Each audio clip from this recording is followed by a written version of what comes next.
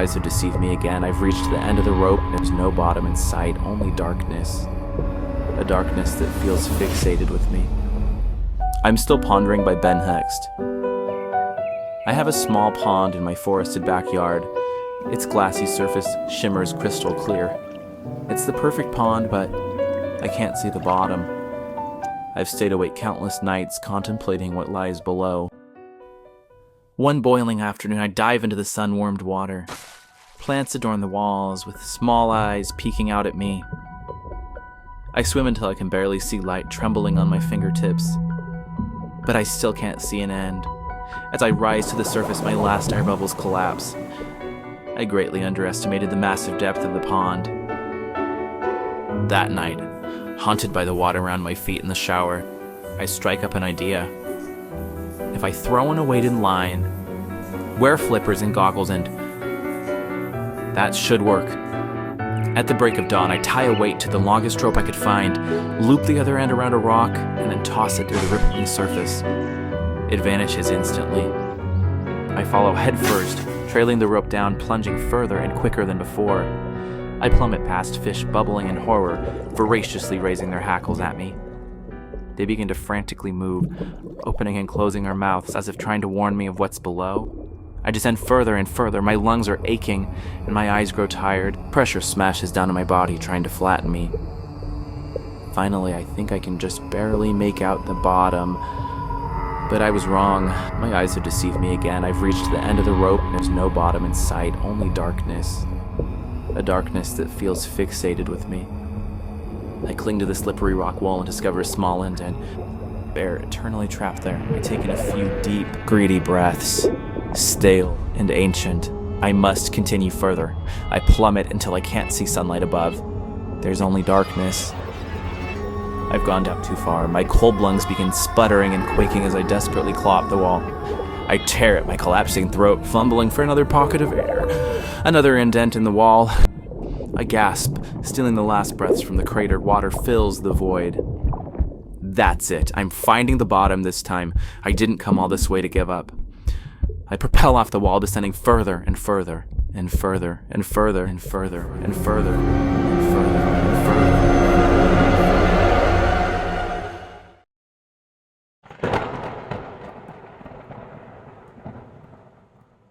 She raised her attention to the men. Knock Before Entering by Ben Hexed. Berry-hued crystals surrounded the blast zone, exposed to the damp, dirty air. The workers stood there in awe of their discovery. One miner reached out, touching a grape-colored rock. In an instant, another man smacked his hand away. Now get your hands off. We don't want you filling your pockets up. The man bellowed, smacking a few other miners on the shoulder. Cautiously, the man leaned in close to each crystal, examining their reflection. One miner shined his tooth, while another slicked his hair back and placed his hard hat square on top. Suddenly, one of the men looked petrified and began to slowly back up, hands in the air. Everyone stopped in their tracks and watched only him. What's wrong? Someone said. This place, I've seen it before. The men froze. This isn't right. A loud, ear-splitting boom blasted through the cavern.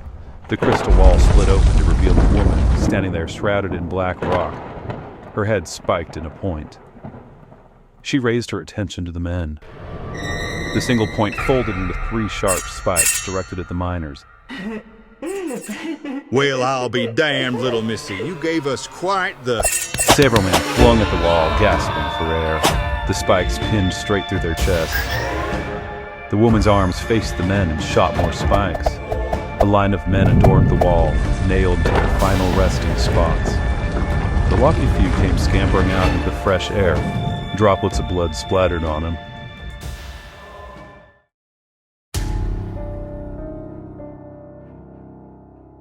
Hostile Harvest by Ben Hexed. I've become frightened for my safety. This garden has lost its mind. My nightmares are haunted by carnivorous vines waiting for me outside my moonlit windows. But then I awake to reality. The pumpkin plants are blooming a yellowed topaz, strangling their next door neighbor, the corn stalks. In the next row, the cucumbers have declared war on the tomatoes and, ultimately, have lost. Their vines cleanly chopped in half, dripping a strange magenta liquid. And if you think that's bad, don't even get me started on the watermelons. Just today, I sliced into a huge watermelon, its rind striped with an emerald green. As I stuck my knife in, a repulsive smell escaped, revealing the same sticky magenta goo boiling inside. Frankly, I'm beyond disturbed at this point. The careless audacity of those plants percolates through my nightmares and into my reality. I make a much-needed decision. I must discipline them. I swear I hear scratching at the window. I quit watering my garden. In the following days, as the sun radiated down and scorched the fertile earth, those plants remained valiantly upright. Their leaves shined bright green.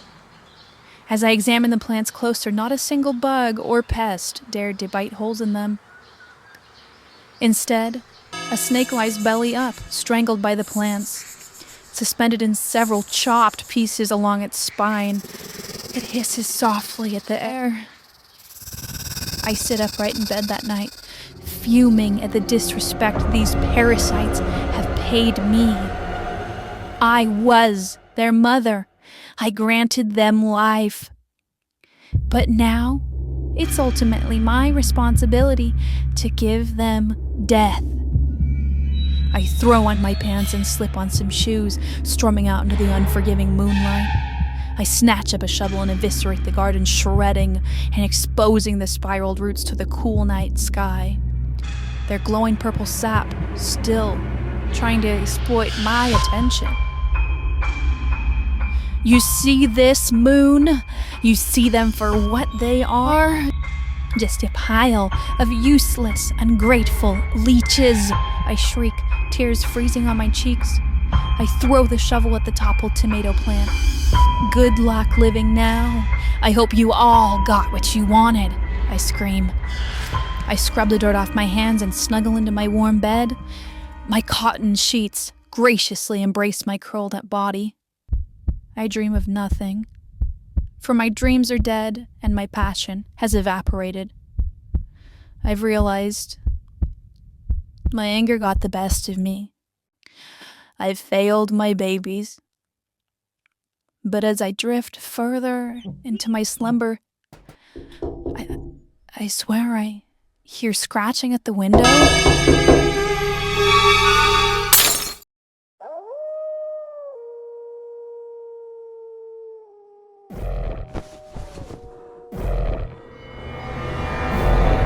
Bear Spray by Ben Hexed. Please don't judge me. I know you haven't seen my life, but understand that my last few years have been, well, embarrassing. I'm trying to find myself again. At my counselor's advice, I've decided to go backpacking through the mountains. Parking behind a remote lodge, I walk to the tree line, backpack in hand and jacket bundled around my waist. And of course, as luck would have it, a bush spills my belongings all in the dirt. Muttering obscenities to myself, I kneel down and shove the dusty items back in. I fix my ponytail, take a deep breath, and set off into the great wilderness. Trees cling to the path like tormented shadows, forcibly squeezing me narrower and narrower with every stride. I guess this is their territory. I retaliate by glaring at a few pines along the way. Their wispy branches curl up, as if reaching out to me. I reluctantly stick my hand out. The tree begins to shudder.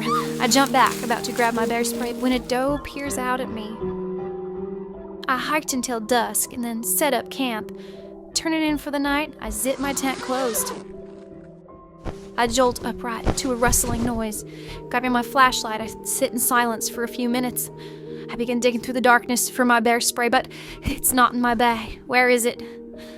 Then a slow and deliberate zip. Moonlight pours in through the opening. I hear a deep huffing as its illuminated face slowly creeps in, and then just as slowly disappears into the darkness. That night, I couldn't sleep.